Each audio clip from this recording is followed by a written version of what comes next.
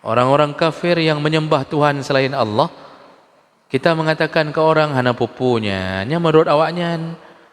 Bahkan kita sudah mulai berani mengatakan mungkin mereka yang masuk surga. Itu sudah sampai ke situ, Bang.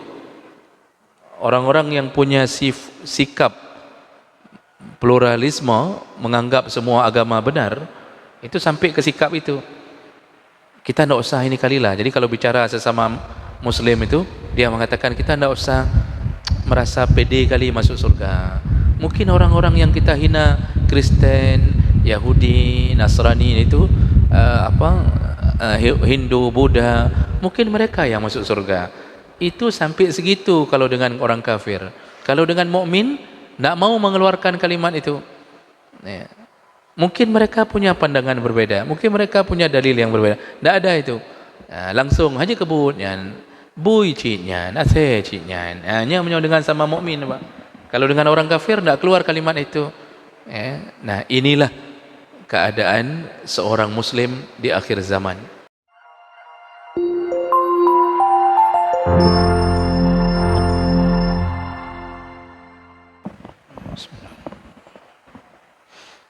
Assalamualaikum warahmatullahi wabarakatuh.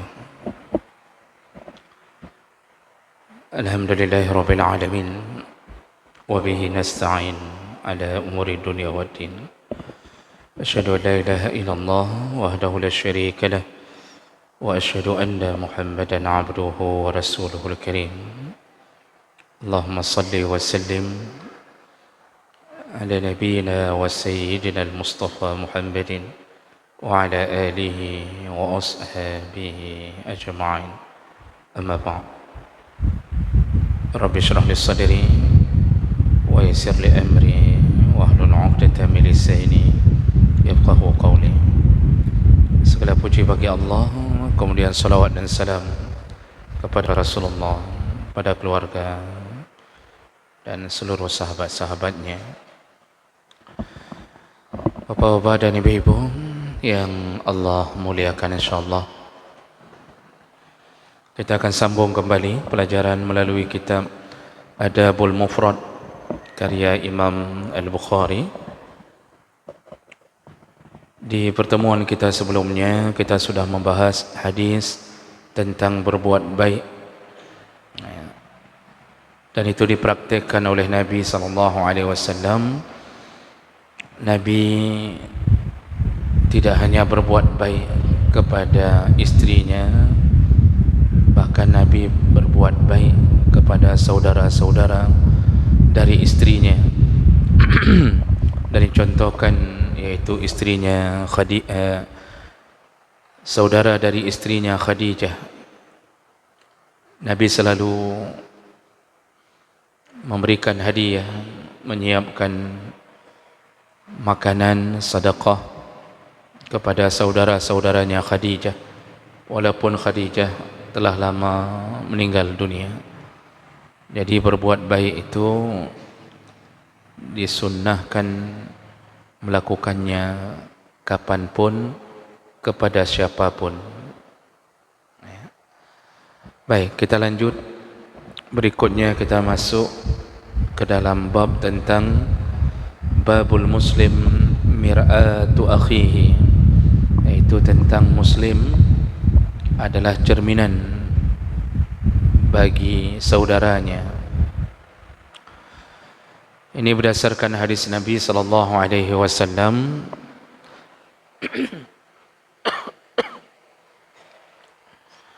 dari Abi Hurairah radhiyallahu anhu qala al-mu'minu mir'atu akhihi. Seorang mukmin adalah cermin bagi saudaranya. Iza ra'a fiha aiban aslahahu. Kalau seseorang melihat ada kekurangan pada saudaranya, maka dia memperbaikinya.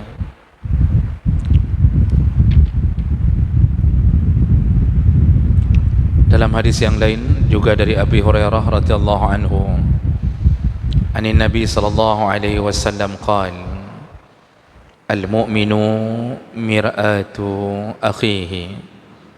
Mukmin itu cerminan atau cermin bagi saudaranya. Wal mu'minu akhul mu'min. Seorang mukmin adalah saudara bagi mukmin yang lain. Yakufu alaihi dai'atahu. Kalau saudaranya mukmin punya kekurangan, maka dia menutupinya. Wa yahutuhu min waraihi. Kalau dia melihat saudaranya mukmin yang lain terancam, teraniaya, maka dia membelanya. Ini dua hadis yang menceritakan tentang bagaimana sikap seorang mukmin kepada mukmin yang lain. Jadi disebut mukmin menunjukkan ada iman di hatinya. Jadi kalau disebut dengan mukmin, dia ada iman di hatinya. Makanya kadang-kadang para ulama menyederhanakan kalimat seorang mukmin sudah pasti muslim.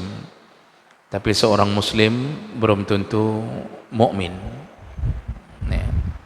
Mukmin itu menunjukkan kita percaya dengan apa yang dijanjikan oleh Allah. Dan itu cabang-cabang iman antara 6 sampai 70 cabang. Dan kita kalau melakukan atau di dalam perilaku kita ada cabang-cabang iman itu, maka kita dianggap mukmin. Dan cabang iman yang paling tinggi adalah kalimah la ilaha illallah. Jadi iman paling tinggi itu di saat kita meyakini tiada Tuhan yang berhak disembah kecuali Allah. Itu iman paling tinggi. Nah, nanti cabang-cabang berikutnya banyak. Ada rasa malu kalau berbicara yang tak penting, dia memilih diam. Daripada bicara yang tak penting, dia memilih diam, itu tanda iman. Kalau kedatangan tamu, dia memuliakan tamunya. Kalau hidup bertetangga, dia menjaga tetangganya, menjaga kemuliaan tetangganya. Dan yang paling ringan kata Nabi, ketika dia berhenti di tengah jalan untuk mengutip atau membuang sesuatu yang mengganggu dari jalan, itu iman. Berarti yang melakukan itu orang beriman. Nah, di sini disebutkan orang kalau sudah beriman, kalau imannya bagus, maka dia menjadi cermin bagi saudaranya yang seiman. Apa maksudnya kalimat mir'at? Mir'atun itu cermin. Kalau mar'atun perempuan, mir'atun cermin. Jadi apa maksudnya seorang mukmin menjadi cermin bagi mukmin yang lain? Kita itu melihat saudara kita yang mukmin seiman seperti melihat diri kita sendiri. Jadi bagaikan diletakkan cermin di hadapan kita, lalu ketika kita melihat dia, seperti kita melihat diri kita sendiri.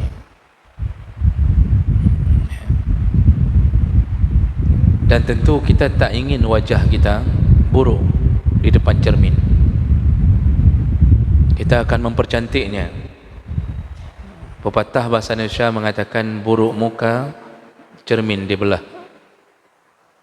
Maka tidak ada orang yang senang melihat dirinya sendiri buruk di cermin. Kalau dia punya jerawat di wajahnya, ketika dia bercermin, dia akan berfikir ke mana cara menghilangkan jerawat itu. Kalau dia punya bopeng di wajahnya, maka dia akan berfikir bagaimana menghilangkan bopeng tersebut. Kalau dia mendapatkan noda di tubuhnya, ketika dia melihat cermin, dia dapatkan noda, maka dia akan berusaha menghapus noda tersebut.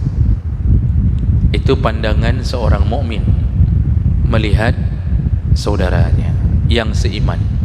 Ini bicara iman, bukan bicara tentang nasab.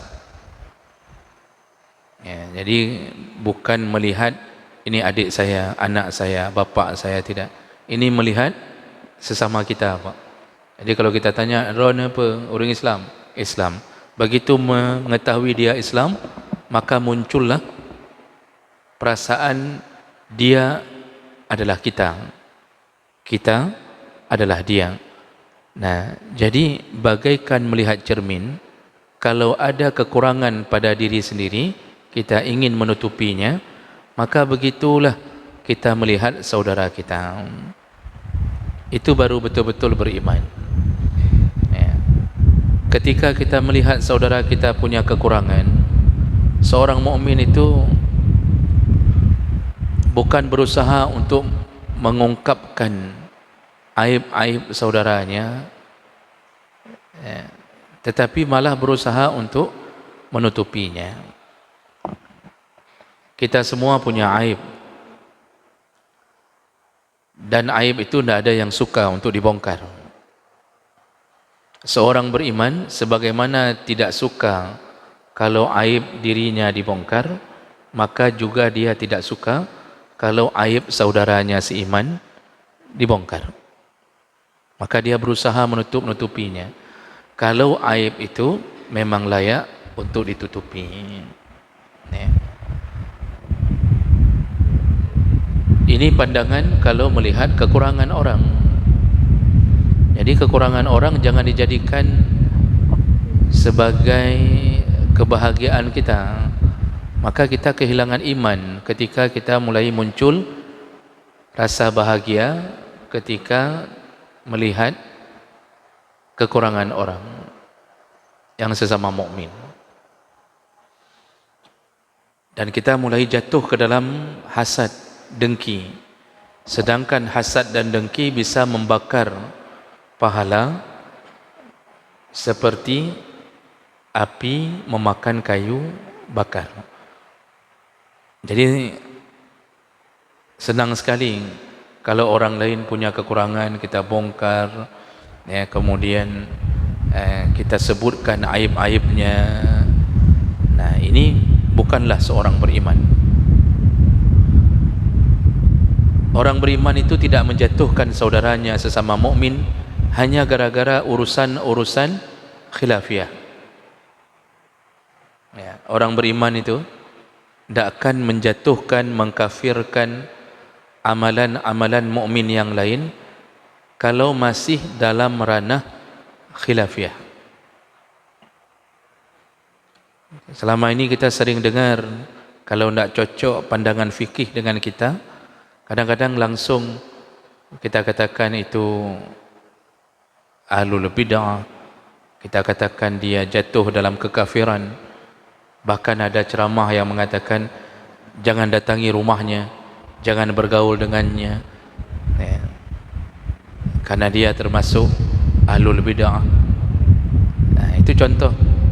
Ini sebenarnya bukan tanda-tanda seorang yang beriman, kecuali dia betul-betul tersesat menjadi murtad. Ini masih dalam rangka iman. Yang jadi masalah cuma tidak cocok pandangan dengan kita. Kita punya prinsip berkunut subuh, orang lain punya prinsip tidak berkunut subuh. Maka seharusnya kita tetap memandang mereka sebagai mukmin. Jadi paling keluar bahasa biasanya itu khilaf. Ya, menurut mereka tidak ada kunut, silakan. Menurut kita kunut, ya kita kunut.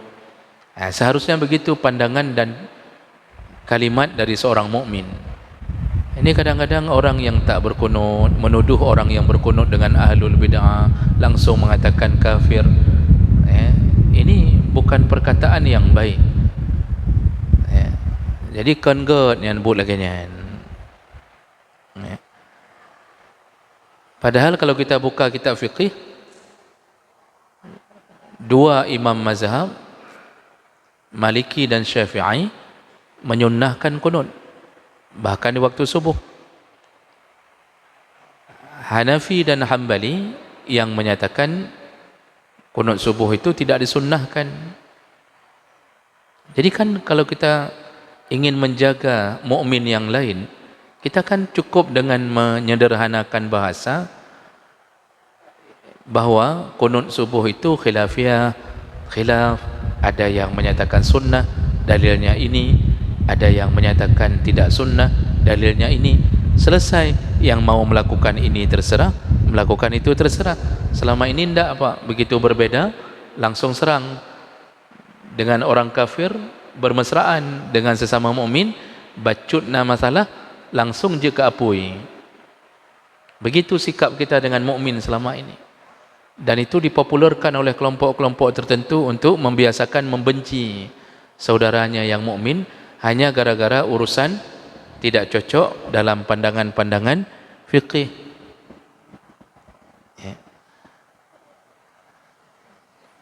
Dan inilah yang membuat kita akhirnya mengecil rasa kesetia kawanan sesama mukmin. Dulu sebelum masuk ke dalam komunitas itu, kalau ketemu sama mukmin salam, Assalamualaikum, senyum, lalu berjabat tangan. Itu kalau sebelum masuk ke komunitas itu. Begitu masuk ke komunitas tertentu, mendengarkan bahawa yang lain itu semuanya ahlul bid'ah, langsung ketemu sama saudaranya mukmin yang mungkin tak sejalur, artinya enggak sesuai dengan pandangannya, itu salam tak mau lagi, jabat tangan tak mau lagi, senyum tak ada lagi, dengan alasan dia bukan orang kita. Nyan kan urang kedanyo nyan urang sebelah nyan. Nah, itu model-model menyebarnya kebencian hanya gara-gara urusan-urusan khilaf. Dan budnya itu menunjukkan iman kita bermasalah. Seharusnya dengan orang kafir sikap seperti itu kita tanamkan. Bukan dengan mukmin. Dengan mukmin saling berkasih sayang. Beda-beda sedikit kita jelaskan, yang ini begini dan itu begitu. Nah, jemaah melakukan Allah Subhanahu wa taala, dan masalah ini banyak, Pak.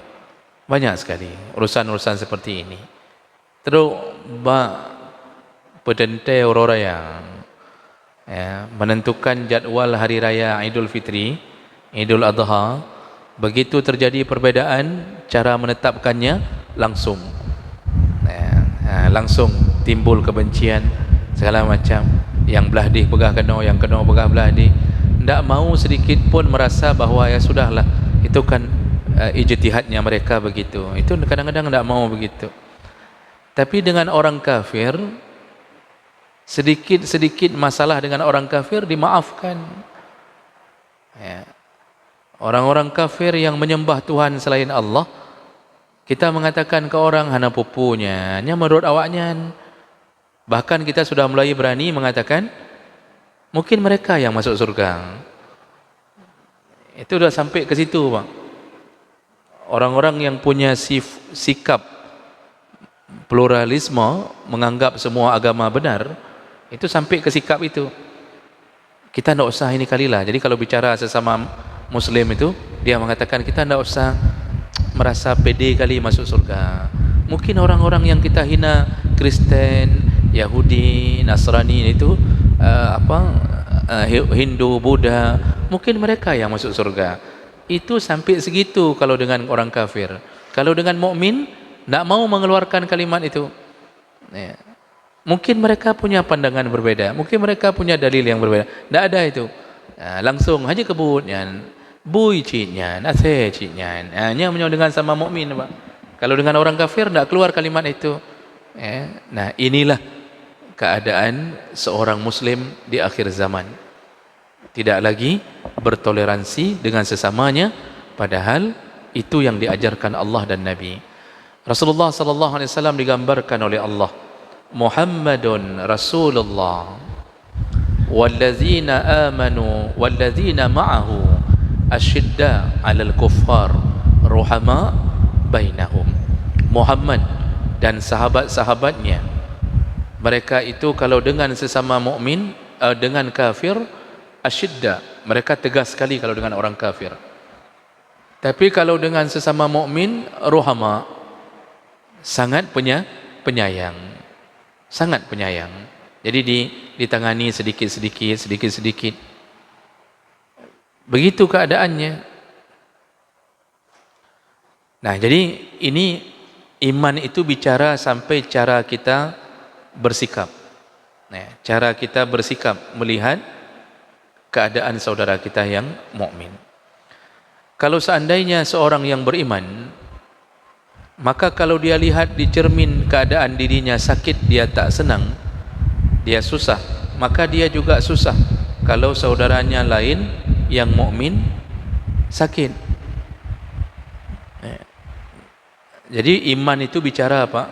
Kiban tanging ro tu lagenyan ke terasa waterhut ada gop.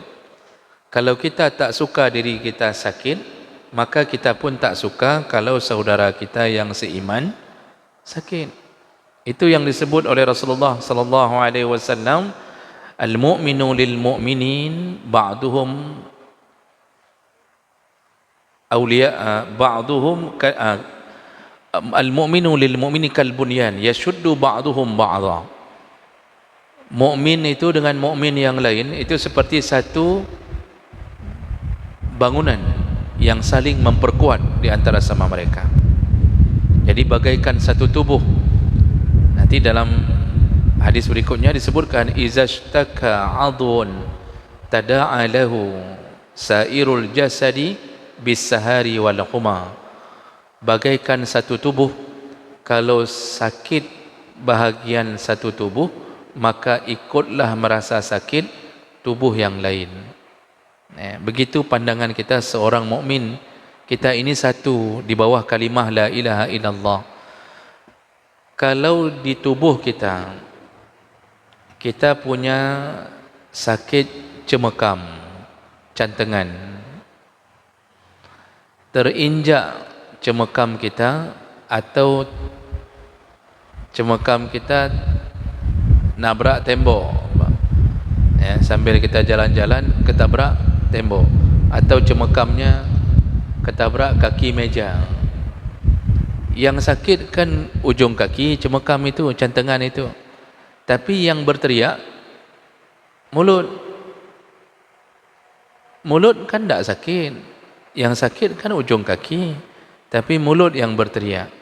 Kepala yang kita pegang waktu sakit cemekam itu, kepala kita pegang, kau takut, padahal yang takut cemekam. Langsung kita tidak enak badan, padahal seharusnya kaki saja. Begitulah Nabi menggambarkan selayaknya seorang mukmin dengan mukmin yang lain. Kalau ada mukmin yang sakit, maka kita merasa tak enak hati, tak enak badan ketika kita merasakan bahwa dia sakit.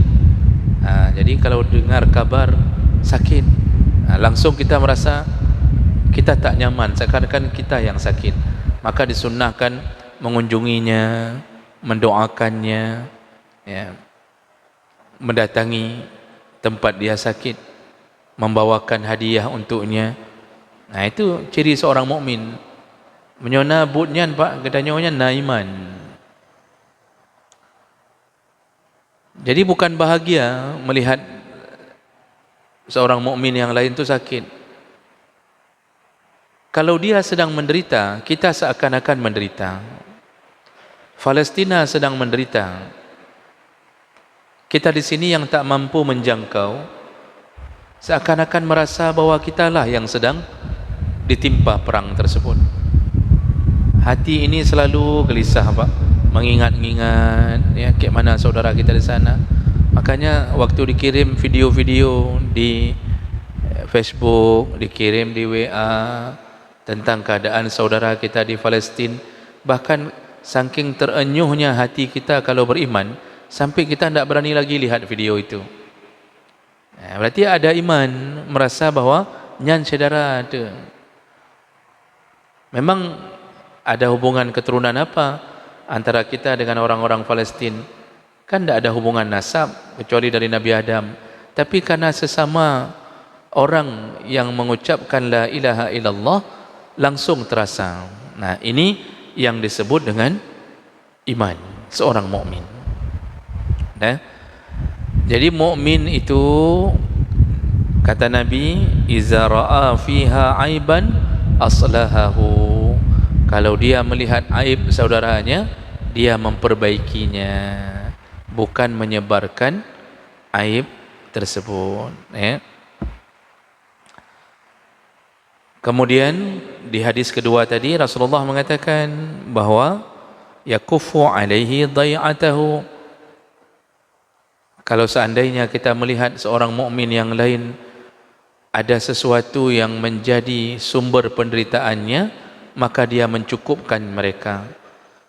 Kalau kita lihat ada seorang mukmin terbakar rumahnya, maka kita langsung mendatangi untuk mencukupkan kebutuhannya, ya. Nyan iman. Lalu ketika seorang mukmin terancam, maka kita melindunginya, berusaha membelanya. Itu iman. Kalau kita baca fikih, Pak, kalau sedang salat, lalu kita melihat ada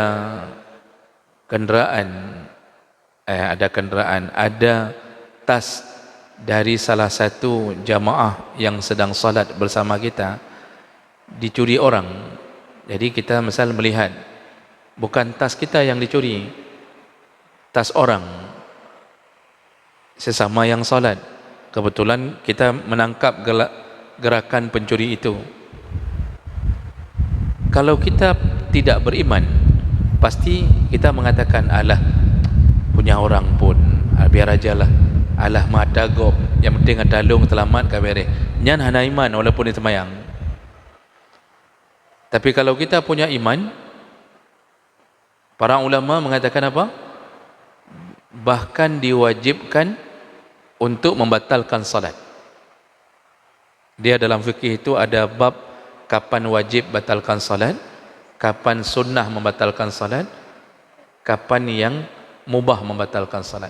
Salah satu yang menyebabkan perkara wajib batalkan salat apabila menghadapi urusan nyawa atau kehilangan harta, baik harta kita ataupun harta saudara kita. Jadi kita lihat sedang salat, pas kita mau sujud, ada pencuri melangkah dari saf kita, mau ngambil tas saudara kita di depan.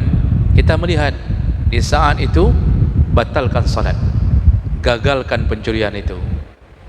Itu pencuri itu, ya paling kurang kita teriak atau langsung kita terkam pencuri itu, Pak. Nanti kalau sudah satu orang terkam, ramai-ramai terkam, hanya gitu aja baca-baca siapa, ya, baik nejuk oleh ke polisi, jangan kasih dulu ke polisi, Bang. Gitu oleh baca-baca siapa, ya. Nanti ulang salat, tinggal diulang salatnya. Itu kalau berhubungan dengan harta kita, harta orang, disuruh tolong, padahal kita sedang menghadap Allah, Tapi kalau berhubungan dengan kita salat pas di pinggir pintu masjid, lalu ada pergerakan pencuri mengambil motor, semua sedang salat, kita yang tahu itu tidak boleh diam, wajib tolong. Sebagaimana kita susah hati kalau motor kita dicuri, maka rasakanlah kayak mana mukmin lain merasa susah hati kalau motornya dicuri. Jadi benarlah matinya walaupun Honda Gop, lagi Honda Draw tu. Begitu iman itu begitu.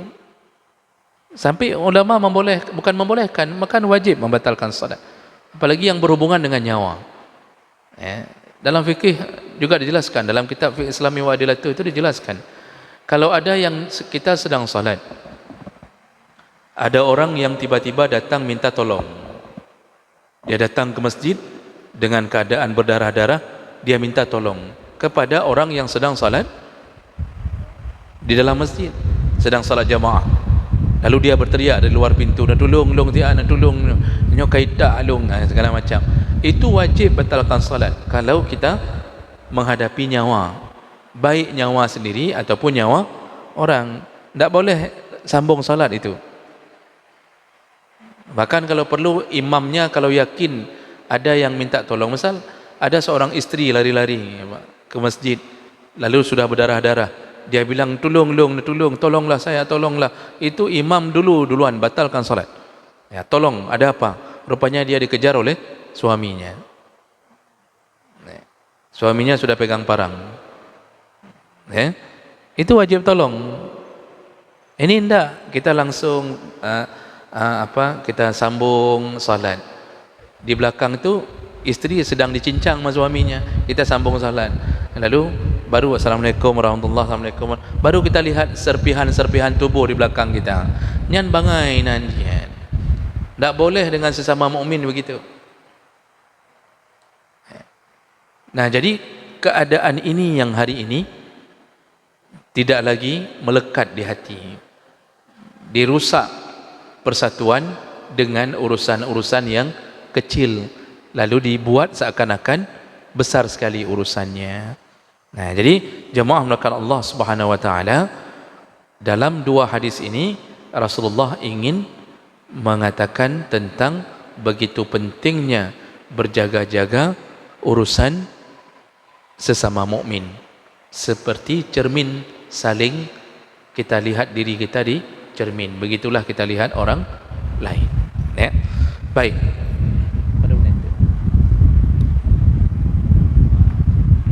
Berapa menit lagi? 7 menit lagi. Baik. Saya berhenti dulu sebentar. Ada yang ingin ditanyakan, silakan.